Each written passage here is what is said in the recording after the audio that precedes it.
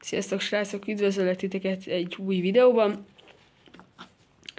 Ebben a videóban megpróbálok egy régi drónomban, amit szétszereltem, egy új, sokkal jobb repülőgépet építeni.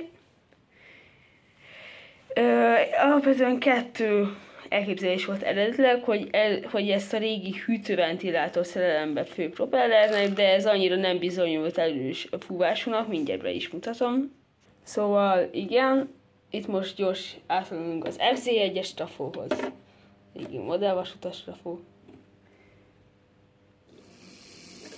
És igazából az a probléma, hogy ugye itt szív és itt fúj, de ennek nem igazán van ereje úgy általánosságban, pontosan arra elég, hogy hűtse. És itt közel nagyon, itt távol már nincsen ereje, ennek viszont van, hogyha tennék rá propellert. Hát úgy hogy ennek itt. Ja. Szóval gyorsállítsuk is le. Szóval tulajdonképpen ennyi.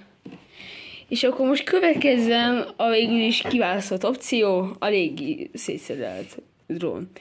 Most kapcsoljuk gyorsan be. Vegyük a távirányítóját, ugye alapvetően ez azért működik, mert itt van oldalt itt a rádióközpont, és ugye ebben is benne van, ez nem egy rossz távirányító, szóval ezt használni fogjuk.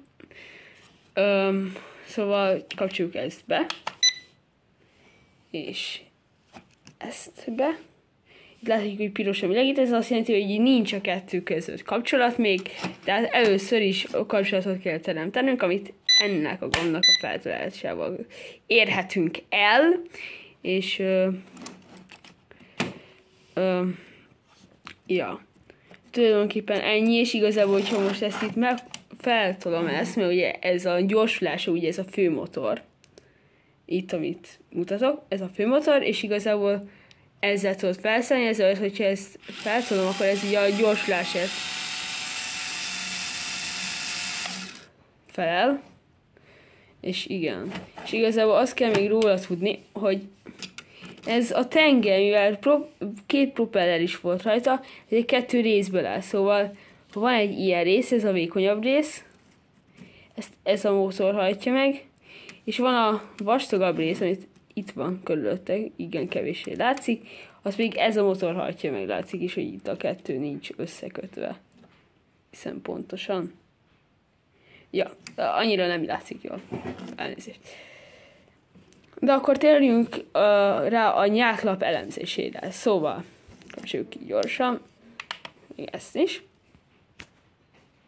Szóval a nyáklap az olyan, hogy itt van ugye a rádióközpont, itt van ugye a vezeték, itt van a töltőállomás, ott van az a kis LED. Ott az jaj.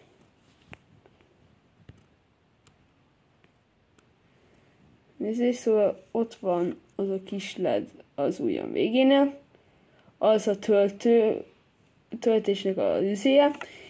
Ugye itt van bekötve itt van bekötve a motorok, és itt volt régen bekötve az irányító. Ez itt van, ezzel lehet irányítani.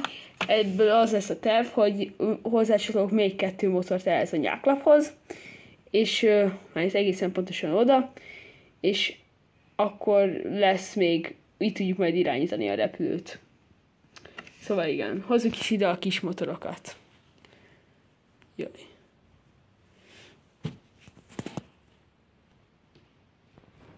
Ja, igen, ennyi volt.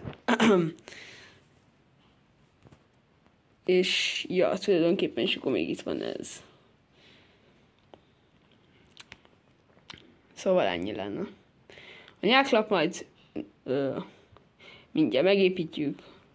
Először egy kis